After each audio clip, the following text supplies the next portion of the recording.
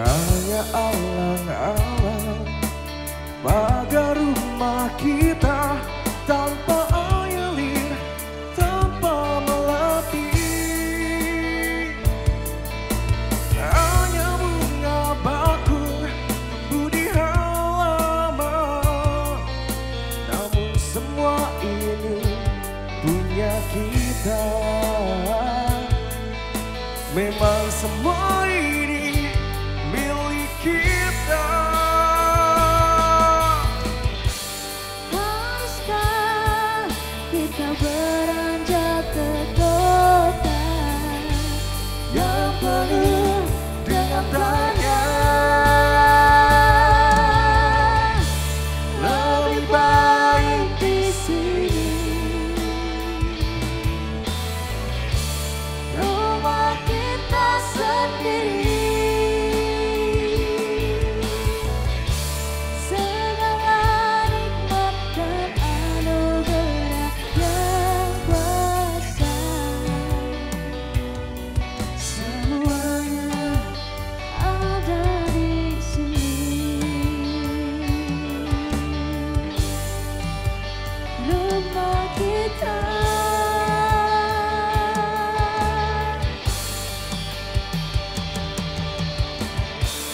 Lebih baik di sini, Lebih baik di sini.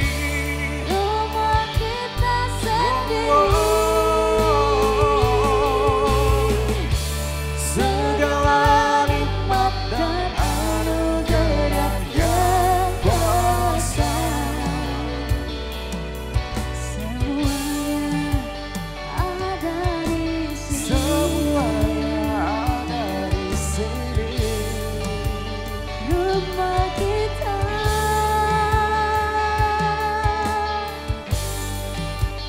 ada di sini.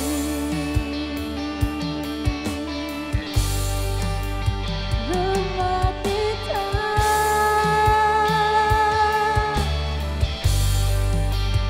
ada di sini.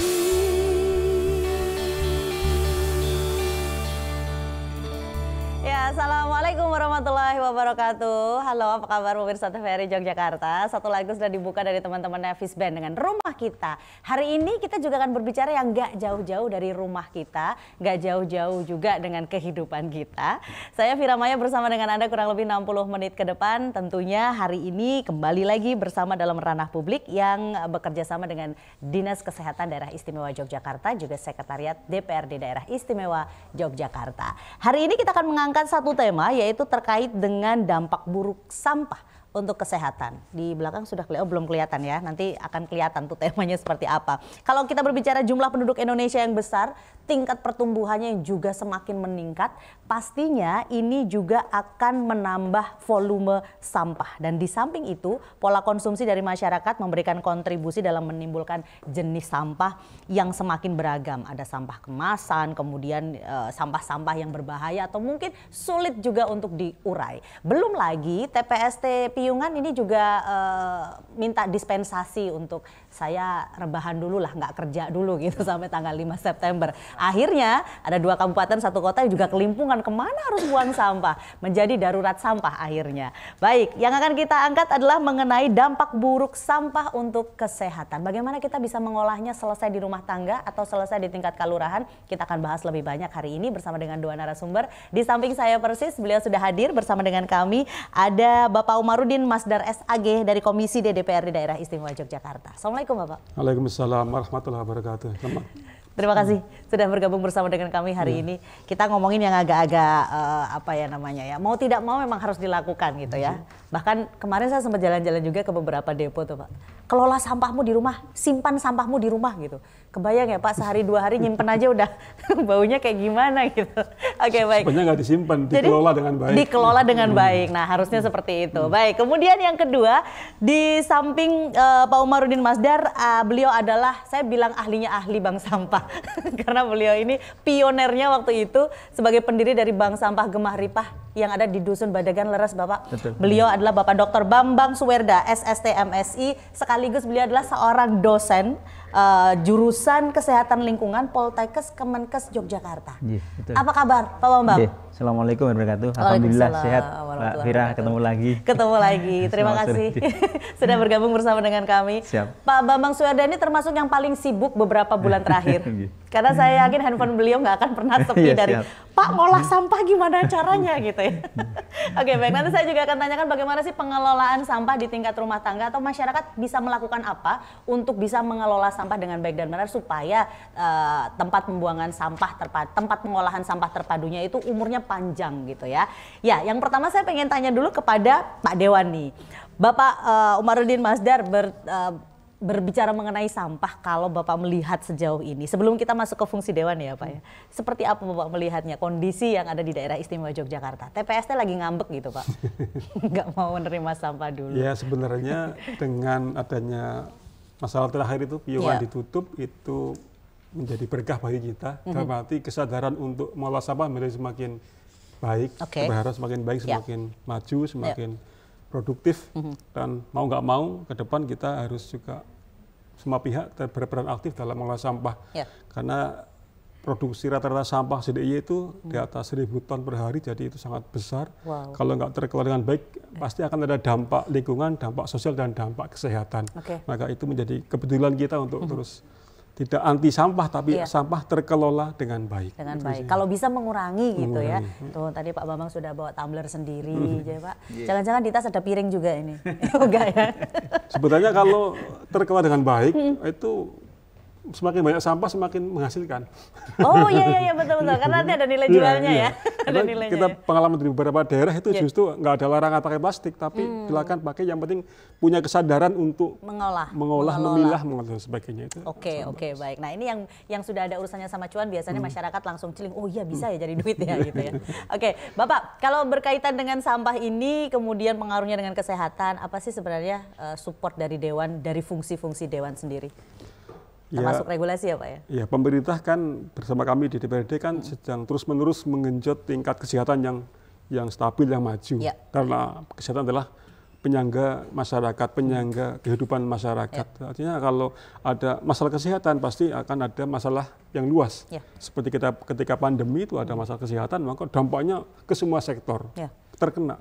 Termasuk nanti kalau ada sampah yang tidak tertangani dengan baik, kami khawatir dampak kesehatannya akan meluas, dan itu akan bukan hanya ada dampak sosial tapi juga dampak ekonomi yang membuat banyak anggaran yang dikeluarkan untuk mengelola menangani masalah penyakit akibat sampah.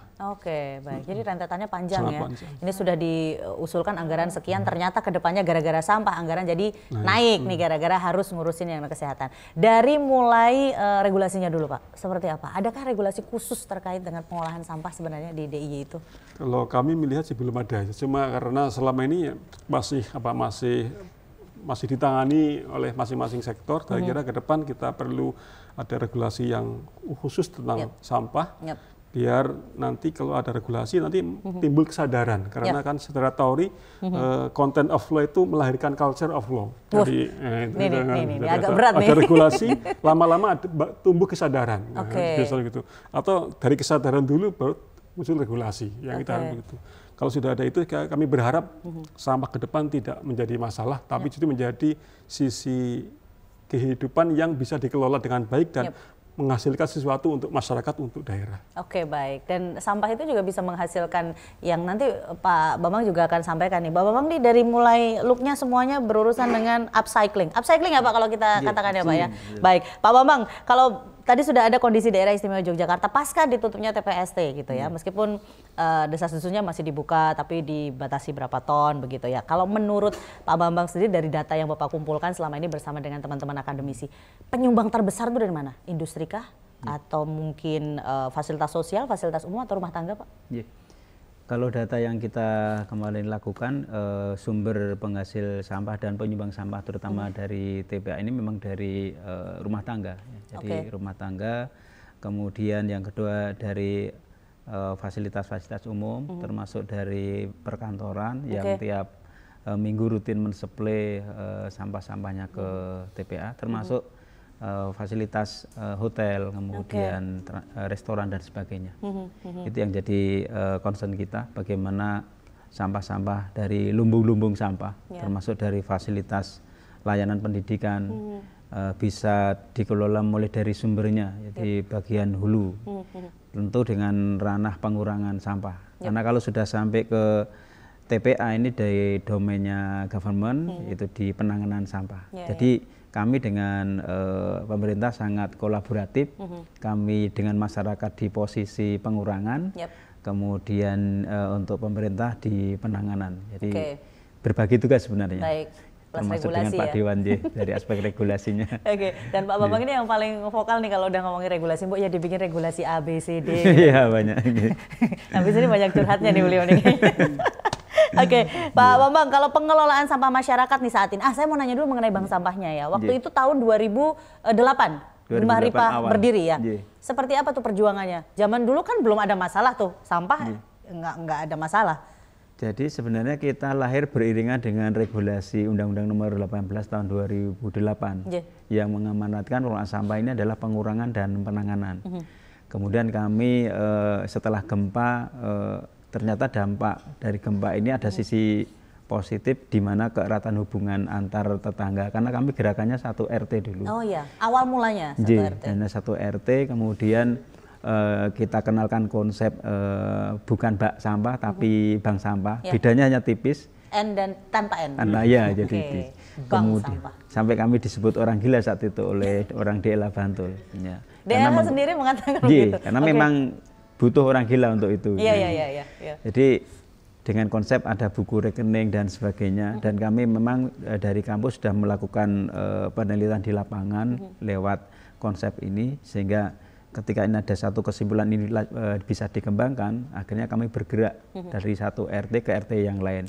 Dan alhamdulillah pada perkembangannya support dari media sangat luar biasa, termasuk TVRI di sini yang mensiarkan konsep kami, sehingga gerakannya dari 1 RT menjadi 1 regulasi untuk dikembangkan menjadi 1 RI. Gitu. Jadi 1 RT jadi 1 RI. Luar biasa. Indonesia loh. Sehingga kami dulu hanya gerak di 1 RT, 1 dusun, 1 desa, kemudian di kecamatan, kabupaten, sekarang bergerak di berbagai wilayah. Berapa nasabahnya sekarang Pak Bambang?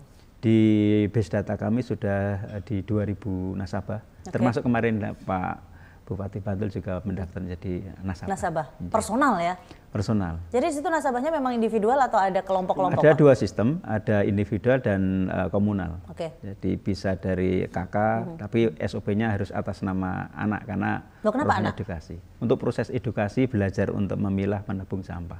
Oh baik. Jadi bank sampah kami tidak hanya dilihat dari sisi financial ekonomi, tapi dari sisi edukasi. Roh utuhnya itu edukasi sebenarnya. Baik, orang masih mungkin beberapa masih bingung mengenai bank sampah gitu ya. Kira-kira tuh bank sampah tuh yang kayak gimana sih? Bank yang banyak sampahnya atau? Jadi sistemnya seperti layaknya bank pada umumnya. Kita ada sistem manajemen, ada direktur bank sampah. Kebetulan saya selaku direktur bank sampah yang sehari-hari rutin di kampus juga sebagai dosen di jurusan kesehatan lingkungan Poltekkes. Kemudian bersama masyarakat untuk mengelola, dan kami punya karyawan, ada namanya teller bank sampah. Kemudian ada buku rekening seperti buku tabungan. Jadi nabungnya sampah kembali dalam bentuk rupiah gitu ya. Siapa yang mau silakan daftar saja atau bikin bank sampah di tempat Anda gitu kami siap mendampingi. Bisa mendampingi Pak Bambang. Nanti akan kita lanjutkan lagi obrolan kita hari ini terkait dengan tema kita yaitu bank sampah. Jadi mengenai dampak buruknya sampah untuk kesehatan seperti apa. Selengkapnya setelah yang satu ini, tetap bersama kami dalam Ranah Publik.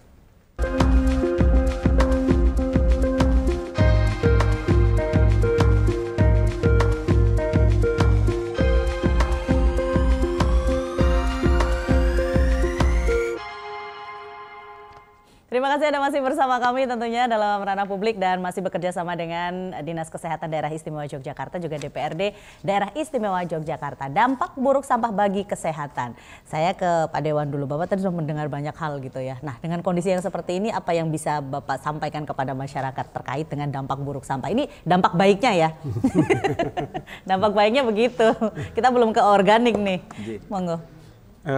Karena kan tadi Pak Bambang menyampaikan bahwa penyumbang terbesar sampah adalah rumah tangga. Ya. Dan rumah tangga itu dalam konsep kesehatan kita adalah agar kita sehat, ada lingkungan rumah tangga yang sehat. Ya. Makanya ketika rumah tangga itu tidak terkelola sampah dengan baik, itu menjadi potensi menyumbang masalah kesehatan. Saya kira. Jadi itu pentingnya rumah-rumah tangga ini kita edukasi bersama-sama kita. Ayo mengolah sampah dengan baik agar sampah yang ada itu tidak menimbulkan dampak kesehatan. Itu yang pertama. Yang kedua, ini memang pelajaran pekerjaan yang tidak mudah karena selama ini kita mungkin belum terbiasa. Sebagian besar kita buktinya ketika piungan ditutup itu sampah berserakan di mana-mana, di pinggir ring road, di pinggir jalan, di sungai, di jembatan. Di pinggir jalan ini besar jalan sangat ini? Banyak. Itu berarti kesadaran tentang sampah belum tumbuh dengan baik. Itu tugas berat kita semua ke depan agar mulai dari rumah tangga, dari hulunya kita siapkan agar mereka bisa mengelola sampah dengan baik sebaik-baiknya untuk kesehatan mereka juga dengan lingkungannya agar tidak ada masalah penyakit yang muncul. Entah itu penyakit yang mungkin ringan kayak diare atau cacingan atau itu juga masalah kesehatan, tapi itu juga dampak yang akan bisa meluas jika tidak tertangani dengan baik. Itu pentingnya. Yang berikutnya kita berharap TPA itu ada pilihan terakhir untuk masalah sampah.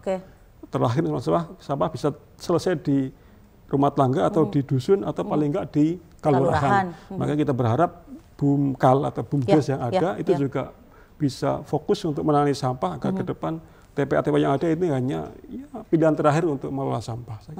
Oke, baik. Nah, kemudian sosialisasi apa kira-kira harus dilakukan nih oleh teman-teman bukan dari Dewan ya, tapi dari eksekutif juga. Apakah harus juga kasih contoh atau seperti apa? Ya, saya kira kalau sosialisasi itu diawali dengan berhasil ketika kita bisa memberi contoh, maka para ASN, para anggota DPRD bisa menjadi contoh bagaimana mengelola sampah dari rumah dengan sebaik-baiknya. Karena kalau tidak ya itu hanya akan menjadi cerita-cerita yang tidak menarik. Itu yang pertama. Yang kedua saya kira apa yang kita hidup nggak mungkin tanpa sampah. Kecil pasti ada sampah. Selama kita hidup pasti ada sampah. Sampah. Kalau nggak mau nyampah kan bahaya nanti. Berarti sudah di makanya yang penting adalah bukan sampahnya, tapi bagaimana kita kesadaran untuk mengelola sampah dengan sebaik-baiknya. Itu penting dan itu harus dimulai dari masyarakat, dari rumah tangga, dari perkantoran, mungkin dari hotel-hotel, dari restoran, semua harus punya kesadaran. Kalau perlu ada regulasi yang bisa mereka yang tidak taat pada kesadaran itu ada sanksi dan sebagainya. Yang punya prestasi ada reward dan sebagainya. Saya kira itu penting. Iya, biasanya kalau udah dikasih sanksi baru mereka gerak kali ya Pak ya. Wah ini dia nih, nanti bisa digodok nih habis ini. Baik, Pak Bambang tadi sudah disampaikan bahwa ini ada dampak positif dari sampah. Artinya mengelola, kalau kita mengelola sampah ada dampak positifnya, satu-satunya adalah dengan bergabung di bank sampah Gemari Pak. Ada buku rekeningnya. Jadi kita nabung sampah. Ini yang sampah apa nih Pak? Organik, anorganik? Ya, kalau yang di bank sampah pertama adalah sampah-sampah anorganik yang seperti kertas, kaleng, botol, plastik termasuk jelantah. Yang mana memang kita menumbuhkan rasa iman-iman.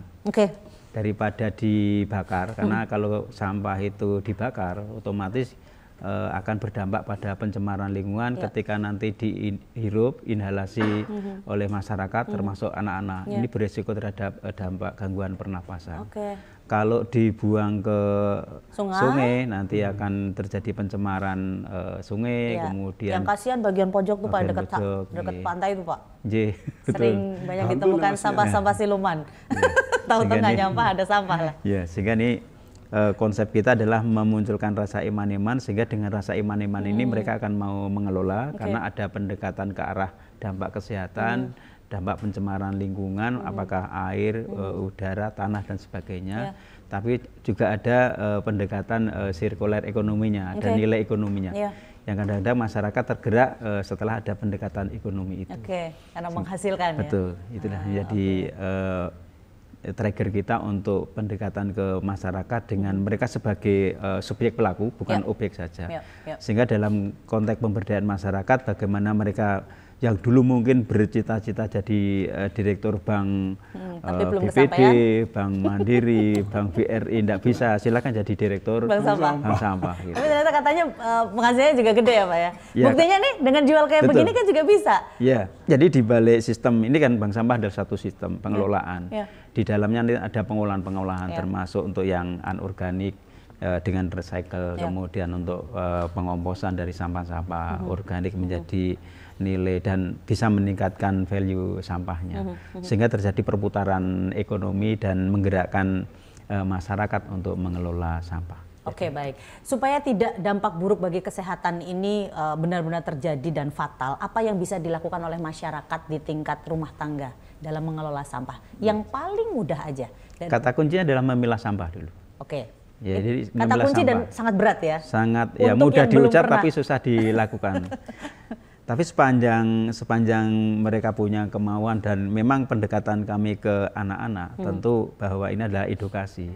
Orang tua mungkin kaya, menengah atau di bawah menengah artinya miskin, mereka ingin yang terbaik bagi anaknya. Iya. Lewat sampah mereka bisa melakukan edukasi. Oke. Jadi di sela-sela mereka bekerja keras, tapi ada satu sisi yang bisa kita wariskan ke anak-anak mereka dengan melakukan pemilahan sampah, kemudian kita opsi menabung sampah. Okay. Itulah jadi satu upaya kita. Maka kami sudah berjuang selama 15 tahun, itu tidak akan kenal lelah karena rohnya adalah edukasi. Bagaimana kita menyiapkan generasi muda, insya Allah pejabat-pejabat di Indonesia yang memang pejabat ini peduli terhadap sampah yang mereka hasilkan. Jadi saat mereka di Jakarta terngiang betul, waktu kecil saya diajarkan orang tua saya untuk memilah, menabung. Daripada menunjukkan nek di sampah guaan yang pinggir jalan, pinggir sungai kan nggak bagus itu. Justru tunjukkan ke sini, ke jalan di bank sampah, bukan di bank sampah. Iya. Gitu Ya, sih. oke, baik. Jadi yang pertama dilakukan masyarakat saat ini dengan kondisi darurat sampah yang nggak bisa lagi buang ke TPST Piungan gitu ya, adalah memilah. Memilah, tapi sebelumnya harus mengurangi dulu.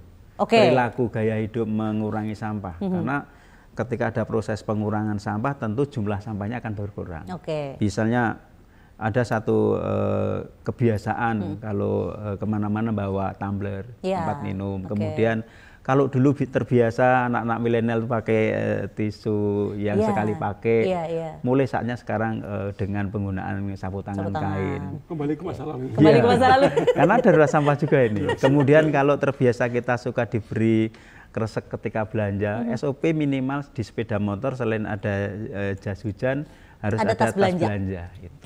Itu untuk mengurangi sampah plastik. Jadi harus ada SOP-nya ya. Ini. Iya. Harus ada SOP-nya. Baik. Pak Umaruddin Masdar, beliau sudah 15 tahun berkecimpung di dunia ini dan tidak pernah lelahnya gitu. Satu hal memang harus ada, nggak kepingin reward yang aneh-aneh ya. Tapi apa yang bisa diberikan oleh teman-teman mungkin di Dewan atau mungkin di eksekutif nanti bisa disarankan begitu kepada beliau-beliau yang pejuang nih. Ya, kami berharap mereka yang telah berjuang diberi apresiasi yang proporsional ya, agar menjadi contoh ke depan bahwa membangun sesuatu itu memang butuh perjuangan dan itu tidak mudah. Itu yang pertama. Yang kedua saya kira ini terkait kehidupan kita, sosial kita. Ada seorang teman mengatakan kesadaran sampah itu baik atau belum itu dilihat dari lingkungannya. Coba lihat tempat sampahnya gimana, di pinggir jalan seperti apa, ada sampah enggak, dan juga di saluran air selokan atau sungai. Itu kalau masih banyak sampah, berarti memang kesadarannya belum baik, belum tumbuh dengan baik. Karena saya termasuk hidupnya itu di dekat rumah saya itu ada selokan irigasi yang tiap hari sampahnya itu luar biasa. Ada kiriman dari tetangga Pak ya? Kiriman, ini dari karena kita di Bantul dari utara. Mungkin, dan itu indikasi bahwa memang belum baik, dan itu memang tugas berat kita ke depan. Bagaimana kita ingin ya jalan kita bersih, sungai kita bersih, dan kalau semua bersih, saya kira lingkungannya akan tumbuh dengan sehat dan baik, dan itu dampaknya akan meningkatkan kesehatan masyarakat. Itu sangat penting. Maka para pejuang sampah sehat ini perlu kita apresiasi. Oke, baik. Ya, nanti akan kita lanjutkan lagi obrolan kita. Masih ada 2 sesi, jadi pastikan Anda tetap bersama kami mengenai dampak buruk sampah untuk kesehatan. Setelah yang satu ini, teman-teman dari Nevis Band akan memberikan satu lagu ya. Oke, Sesuatu di Jogja.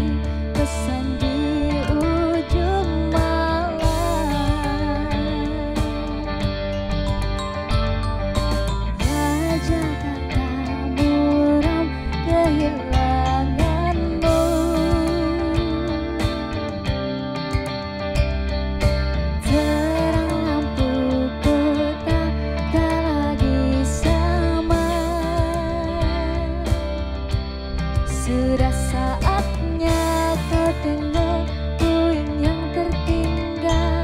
Sampai kapan aku kan terus berlari, hingga kini masih selalu ku nanti-nanti. Terbawa lagi langkahku ke sana, mantra apa entah yang istimewa. Ku percaya selalu ada sesuatu di Jogja. Dengan lagu lama ini katanya, izinkan aku pulang ke kotamu. Ku percaya selalu ada sesuatu di Jogja.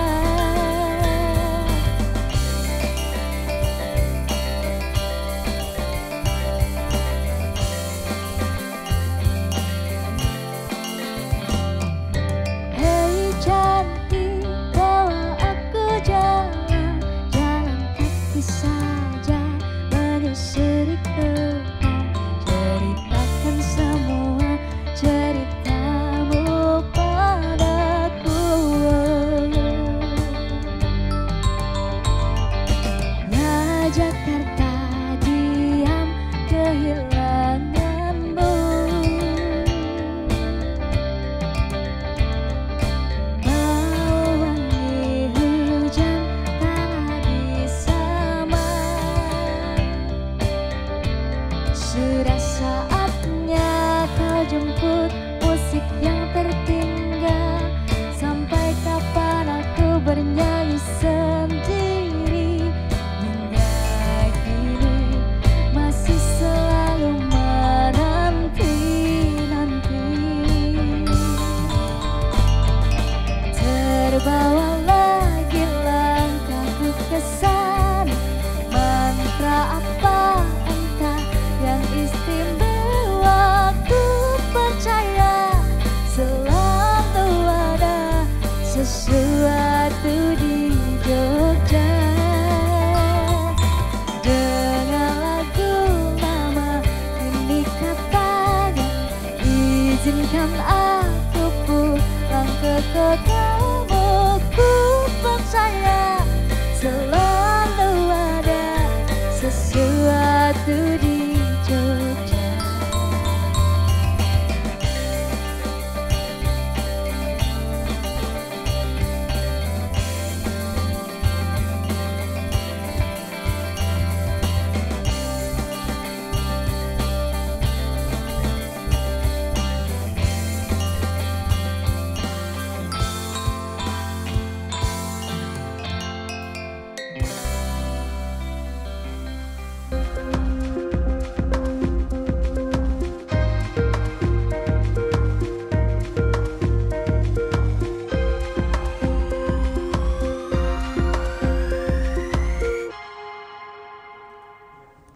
Kembali lagi dalam ranah publik, dampak sampah untuk kesehatan. Ini dampak buruk sampah untuk kesehatan. Tadi sudah disampaikan sedikit dan kita akan cari tahu lebih banyak lagi apa sih yang bisa masyarakat lakukan. Dari tadi sudah disampaikan sama Pak Bambang ya, ya kalau bisa mengurangi, setelah itu memilah gitu. Nah ini selain itu apa sih yang bisa dilakukan masyarakat Pak Bambang? Kalau menurut Pak Bambang ya, peran masyarakat itu seperti apa sebenarnya? Jadi secara teknis memang untuk dengan kondisi darurat sampah ini kita harus mau tidak mau memberikan edukasi ke masyarakat. Dan harapan masyarakat setelah kita edukasi mereka mulai mengelola sendiri sampah-sampah organiknya, karena memang komposisi sampah organik ini kan cukup besar yang masuk ke TPA. Oh gitu? Iya, jadi model komposter harus mulai dikenalkan dengan mulai komposter yang sederhana sampai yang agak komplit. Bisa sebenarnya kalau di tempat kami juga mengenalkan bagaimana penggunaan karung beras bisa untuk membuat kompos dari sampah-sampah sersa daun. Kemudian juga penggunaan losida, lodong sisa dapur, kemudian menggunakan ember tumpuk karena untuk skala-skala untuk kawasan pemukiman padat.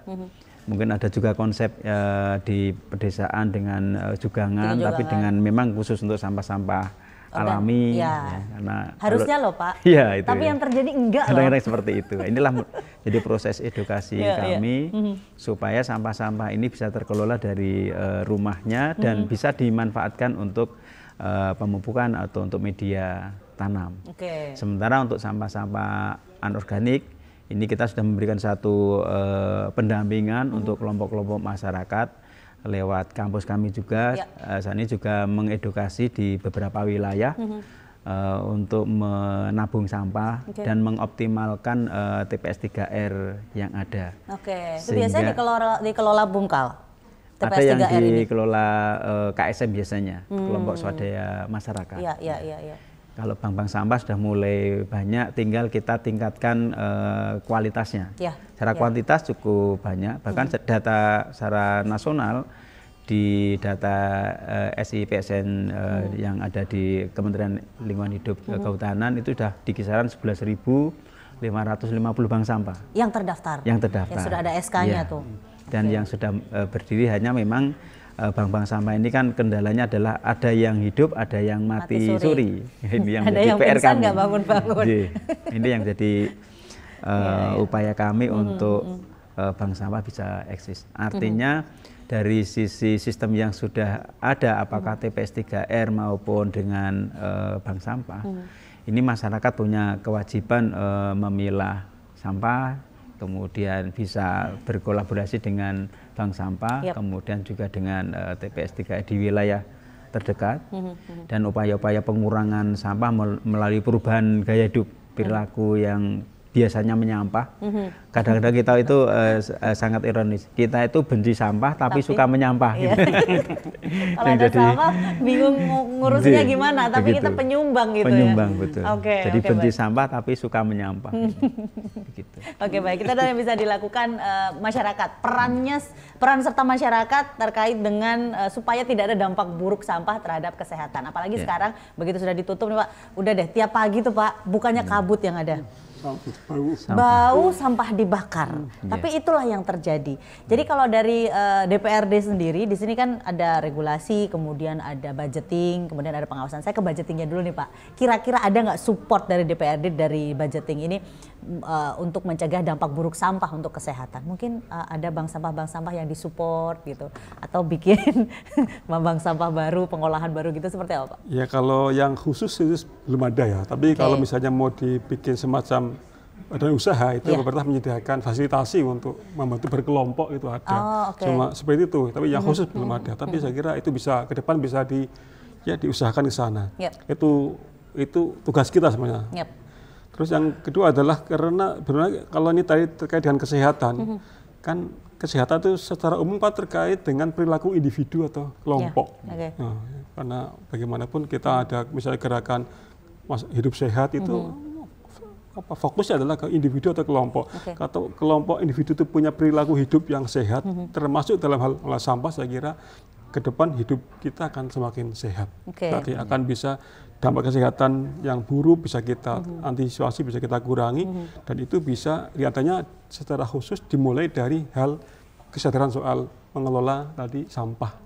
Mengelola sampah, memilih sampah, memilah sampah, dan tidak ada lagi perilaku membuang sampah sembarangan. Itu juga penting. Sudah dipilih, sudah dipilah, sudah di macam-macam, tapi tetap aja dibuang sembarangan itu juga PR sama aja. Ya? Jadi itu ada kesadaran yang utuh tentang sampah biar tidak ada dampak buruk terhadap kesehatan. Saya kira itu penting. Baik, itu adalah salah satu dari gerakan masyarakat hidup sehat berarti yang sekarang sudah digembar-gemborkan oleh teman-teman gitu. Nah, ini sejauh mana, kan tetap ada evaluasi juga nih ya dari DPRD, sejauh mana sosialisasi mengenai gerakan masyarakat hidup sehat dalam hal ini juga mengenai sampah yang ada di DIY Pak. Jadi evaluasinya nih sejauh ini seperti apa? Kan pengawasan ya, fungsi pengawasan nih sekarang. Saya kira semakin kesini semakin karena gencarnya sosialisasi semakin tumbuh dengan baik kesadaran hidup yang sehat di masyarakat. Dan saya kira kesadaran itu tidak bisa kita anggap selesai. Karena kesadaran itu kadang tumbuh, kadang naik, kadang turun, itu semua kesadaran. Sebagai contoh, kesadaran untuk mencuci tangan itu kita kuat ketika ada pandemi. Sekarang sudah mulai pintar lagi.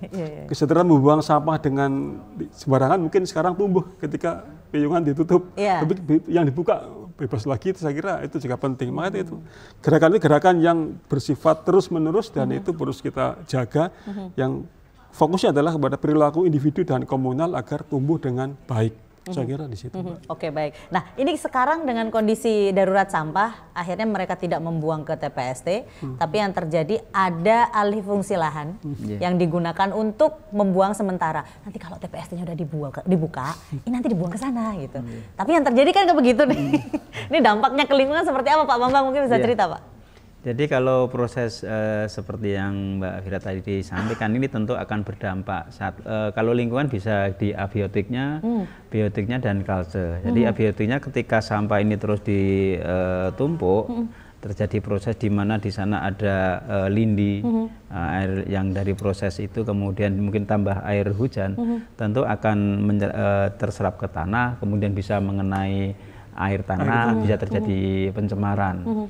Kemudian juga memberikan peluang ketika ditumpuk di situ ada dari aspek biotiknya, ada lalatnya yang cukup banyak. Ketika nanti dari radius tertentu dia bisa mengenai makanan yang tidak tertutup, tentu menjadi resiko ke kesehatan sekitar buangan tadi.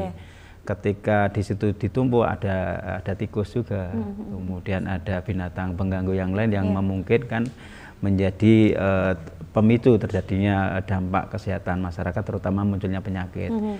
Apalagi nanti kalau yang tempat pembuangan itu ada kaleng-kaleng bekas yang terbuka ketika kena air hujan, menjadi breeding place-nya nyamuk demam berdarah. Tentu ini resiko cukup tinggi karena nanti nyamuk bisa terbang kemana-mana. Tentu ini menjadi salah satu hal yang perlu kita perhatikan dari sudut pandang kesehatan, termasuk kesehatan lingkungan, baik lingkungan abiotik tadi kami sampaikan, kemudian biotik, dan yang paling perlu jadi PR adalah lingkungan culture-nya.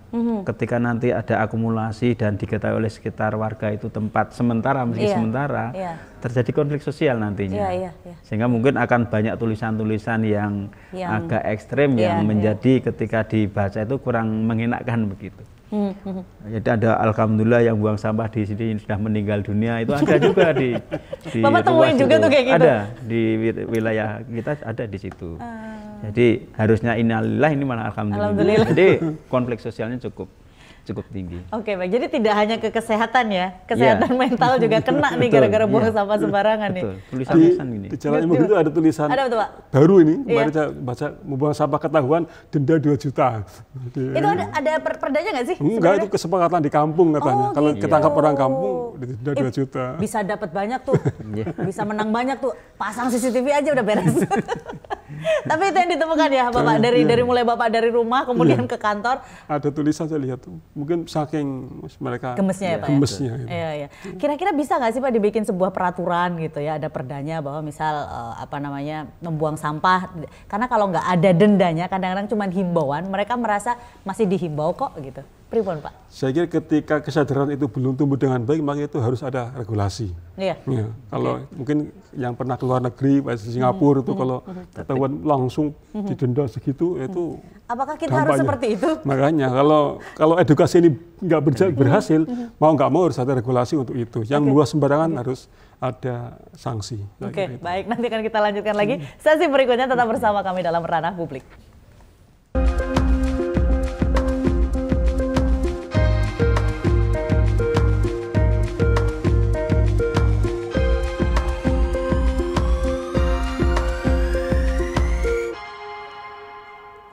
Dampak buruk sampah bagi kesehatan masih menjadi tema kita dalam Ranah Publik yang bekerja sama dengan Dinas Kesehatan Daerah Istimewa Yogyakarta dan juga Sekretariat DPRD Daerah Istimewa Yogyakarta. Kita harus sama-sama peduli, tidak hanya menjadi tugas dari teman-teman pegiat sampah gitu ya, pengelola sampah, tidak hanya jadi PR-nya bapak-bapak dan ibu-ibu di Dewan dan juga eksekutif, tapi semuanya. Nah, kalau kita berbicara mengenai tadi sudah disampaikan ya bahwa butuh regulasi nih supaya mereka mau berubah gitu ya. Tapi kan nggak harus seperti itu ya. Di Jogja sepertinya masih bisa diajak ngobrol baik-baik lah.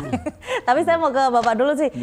Sebenarnya ada program nggak sih Pak dari akademisi gitu ya untuk mengedukasi masyarakat? Khusus nggak? Ada program khusus nggak? Misalnya nih satu mahasiswa mendampingi satu rumah tangga atau satu RT gitu untuk pengelolaan sampah.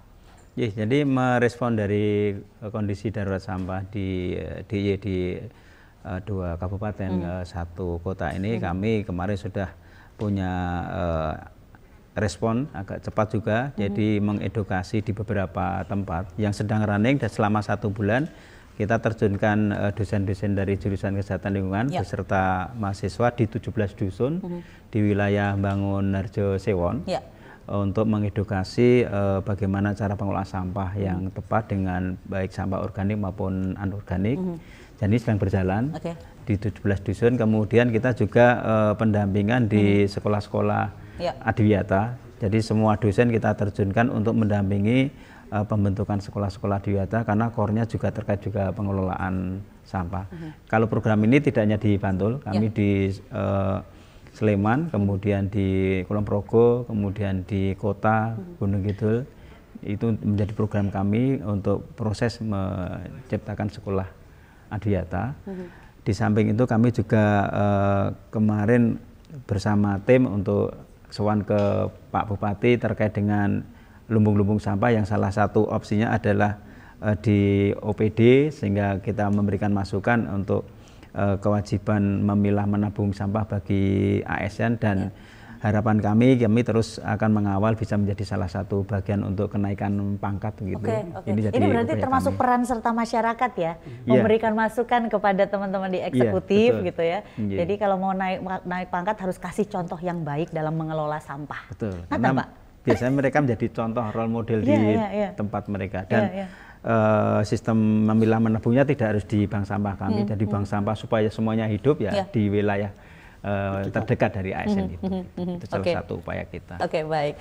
Apa apresiasi yang mau diberikan Pak dengan adanya banyak program dari akademisi sudah turun program, kemudian beliau juga sebagai masyarakat sudah memberikan masukan nih kepada kepala daerah gitu. Seperti apa Pak? Saya kira masukan masyarakat Pak Bambang ini perlu kita strukturkan menjadi satu yang kebijakan yang komprehensif untuk menangani sampah.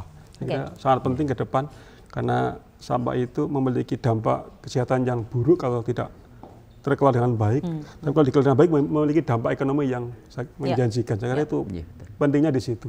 Dan ke depan kita berharap di DIY ini menjadi, karena juga daerah tujuan wisata, daerah pendidikan, saya kira kalau masih ada masalah sampah menjadi sebuah ironi yang kalau tidak tertangani ke depan, ayo bersama-sama kita, kita semua, akademisi, eksekutif, legislatif, masyarakat punya kesadaran untuk menangani sampah dengan secara komprehensif, sehingga tidak ada lagi masalah sampah di DIY.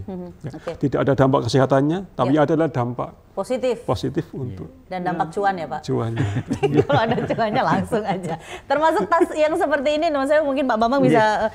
Ini juga termasuk sirkular ekonomi ya Pak ya, berarti ya. Masyarakat bisa menggunakan bahan-bahan ini kalau nggak salah dari sampah multi-layer nih. Multi-layer ini. Yang nggak pernah bisa didaur ulang, tapi ternyata bisa di upcycling. Yang kayak Pampers itu ya? Yang apa sih istilahnya, meling-meling ya? Ya, multi-layer. Ya. Jajanan anak-anak tuh Pak yang paling banyak sekali tuh ya. Baik. Pak Bambang, ada mungkin yang ingin disampaikan kepada masyarakat terkait dengan pengelolaan sampah. Saya yakin Pak Jenengan dan teman-teman sekarang semua satu tim berapa Pak di Bank Sampah Gemah Ripah? Kalau karyawan kami ada yang modelnya yang full time itu ada 6, kemudian ada yang part time itu on call kalau nanti ada program-program edukasi. Mereka yang alumni Bank Sampah kami, dia siap untuk mensupport. Dan alhamdulillah itu sudah tersebar di berbagai wilayah. Tapi kalau yang di Yonasi Jogja kita ada sekitar 30 anak yang dulu tertempat di situ. Kemudian dari sisi, karena kebetulan kami berada di 2 posisi, di akademisi dan praktisi di lapangan. Kalau tim kami ada sekitar 21 dosen yang siap untuk terjun ke masyarakat bersama mahasiswa. Sehingga kami dari sisi kolaborasi, karena kami mengedepankan konsep ngelola sampah ini tidak bisa parsial, harus integral, melibatkan semua pihak. termasuk dari DPRD, kami dari aspek regulasinya, dari Dinas Kesehatan, dari pola STBM pilar keempat ada pengamanan sampah, kemudian dari Dispar dengan aksi Sabta Pesonanya. Sebenarnya semuanya itu punya program yang terkait dengan pengelolaan sampah. Nah itu kalau kita jadikan satu, anggaran jadi satu, luar biasa itu. Ibaratnya membersihkan halaman itu tidak bisa satu lidi, harus banyak lidi dalam satu ikatan, termasuk dalam regulasi. Kita tidak bisa melarang masyarakat terus tanpa solusi. Maka misalnya dilarang buang sampah di sini, denda sekian, harus ada opsi. Kalau pengen konsultasi sampah, silahkan hubungi ini. Jadi nomor handphone saya itu ada di pinggir jalan, simbah-simbah bisa tanya gitu. Jadi inilah ada ruang-ruang konsultasi masyarakat untuk mengatasi masalah. Mereka mungkin bisa atau mampu bayar, tapi buntu komunikasi. Sehingga harus ada opsi ketika melarang, masyarakat harus ada solusinya. Saatnya mulai ada klinik konsultasi bank sampah yang dulu kami terus kembangkan. Kemudian ada aspek pendekatan ke pengambil sampah kalau nanti sudah dalam kondisi normal. Ada kewenangan ketika kalau tidak milah tidak diambil. Itu keren Pak. Misalnya terus terang di hotel-hotel di Jogja itu penyumbang sampah kan tidak hanya orang Jogja saja. Ketika musim liburan itu orang dari luar Jogja banyak. Dan salah satu opsinya sampah yang ada di hotel harus dipilah. Ada hotel yang nggak mau memilah, kartu kuning dulu, dan kartu merah dihentikan sementara. Perlu setelah diviralkan nggak apa-apa. Setelah itu cabut izinnya. Jangan sampai segitunya dong. Ya tetap harus ada proses seperti itu. Dan dengan melihat kondisi dampak tadi, baik dampak kesehatan terutama dari ketika dibakar berdampak ke gangguan kesehatan, ketika dibuang juga risiko yang cukup tinggi, dan juga ada dampak dari pencemaran lingkungan. Kami berharap masyarakat mulai saatnya inilah, kalau kami melihat sisi positifnya dari kejadian atau darurat sampah ini, bahwa mulai saatnya kita kelola dari rumah kita, dan sampah menjadi media edukasi untuk anak-anak, karena dengan sampah nanti banyak komunikasi antar orang tua, anak-anak, dan kami sangat senang kalau dalam proses ini nanti mereka mau mengelola lewat model TPS 3R atau bank sampah. Karena indikasi dengan darurat sampah, sisi positif kami, jumlah penabung sampah kami lonjakannya luar biasa. Makin banyak ya Pak. Bisa kita bayangkan kalau nanti ASN wajib memilah menabung, lonjakannya semakin banyak. Tapi mudah-mudahan tidak hanya bangun saat itu saja, tapi jangan sampai pingsan lagi lah intinya gitu ya. Betul, itu harapan kami. Baik. Bapak dengan masukan-masukan luar biasa, artinya ada larangan, ada solusi. Apa yang bisa Bapak sampaikan, monggo? Ya, itu saatnya pemerintah saya kira membuat kebijakan yang menyeluruh soal sampah, tidak hanya larangan dan macam-macam, tapi saya kira tadi masukan Pak Bambang sangat bagus. Kita ke depan perlu kebijakan yang komprehensif soal sampah agar sampah tertangani dengan baik, tidak ada meninggalkan dampak lingkungan dan kesehatan, tapi justru menimbulkan dampak ekonomi yang menjanjikan. Baik, dan harapannya semua ya, kalau kita berbicara mengenai sampah, kita kolaborasi, kerjasama semuanya, dan kalau misalnya ada yang ingin disampaikan, monggo nanti bisa disampaikan juga ke teman-teman Komisi D ya. Karena ini urusannya juga dengan kesehatan sih Pak Lerus. Apa yang bisa masyarakat sampaikan, bagaimana caranya ngobrol atau menyampaikan aspirasinya kepada teman-teman di Dewan Pak? Ya, bisa ke kantor, bisa ketemu kami di rumah, di lapangan. Selalu ada media untuk bertemu. Juga tiap minggu kita ke daerah, ke dusun-dusun untuk bersilaturahmi dengan masyarakat, itu bisa disampaikan di situ. Saya kemarin ke Catu Harjo di Pandak, di sana juga ada pengelolaan sampah yang mentok berakhir di Kalurahan, saya kira sangat bagus. Bumkalnya sangat bagus saya kira. Dan ini yang akhirnya disampaikan Bapak dari Kalurahan satu ke Kalurahan lain. Baik, terima kasih sekali Bapak, mudah-mudahan sehat selalu untuk Bapak, Pak Bambang juga. Sama-sama. Jangan pernah menyerah Pak. Siap. Saya bersama Bapak di belakang. Tetap keep smile and keep spirit. Betul, keep smile, keep spirit. Baik, pemirsa, demikian tadi obrolan kita mengenai dampak buruk sampah untuk kesehatan. Dan kembali lagi kalau kita berbicara mengenai sampah, kita nggak suka sampah, Pak Bambang tadi sampaikan, Pak Omarudin Masdar juga menyampaikan, kita nggak suka sampah, tapi kita masih suka nyampah. Jadi kalau berbicara mengenai sampah, sampahku tanggung jawabku. Mulai sekarang kita kelola dengan baik. Alhamdulillah kalau bisa berhenti di tingkat rumah tangga, syukur-syukur bungkalnya bisa jalan, berhenti di tingkat kelurahan, tidak lagi ada permasalahan sampah. Cukup residu aja sepertinya yang harus kita buang ke TPST Piungan supaya umur TPST ini bisa lebih panjang lagi. Baik, saya Vira Maya dan seluruh kerabat kerja mohon undur diri. Terima kasih untuk Anda yang sudah bergabung bersama dengan kami. Salam sehat untuk kita semua dan salam 3R ya. Ya, Pokoknya apa Pak 3R-nya Pak? Reduce, recycle, zero sampah. Oh, zero sampah. Oke, baik. Sampai jumpa lagi. Lagu terakhir dari teman-teman Nevis Band dengan Yogyakarta. Sampai jumpa. Assalamualaikum warahmatullahi wabarakatuh.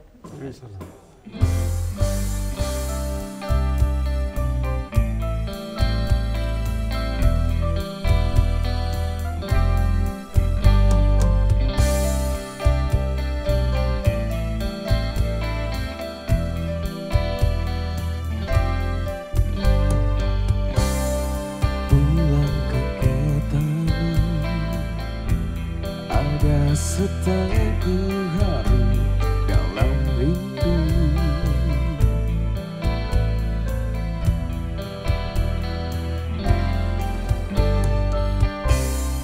masih seperti dulu, tiap sudut menyapaku bersahabat, penuh selaksa makna.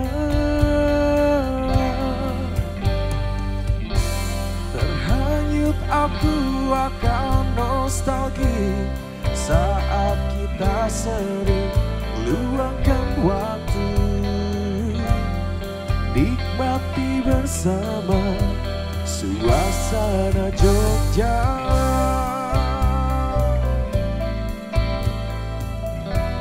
Di persimpangan langkahku terhenti,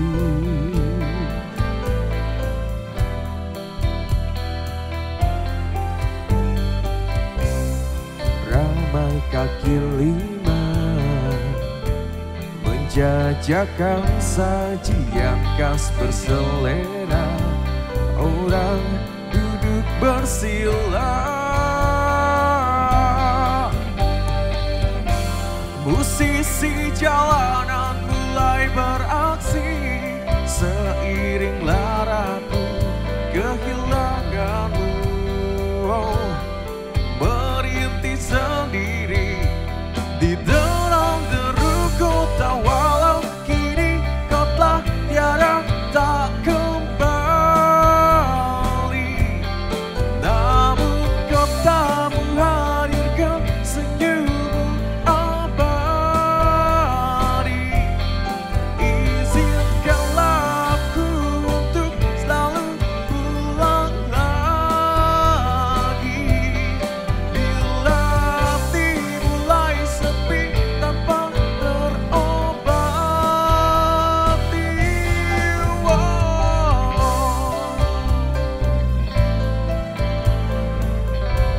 Di persimpangan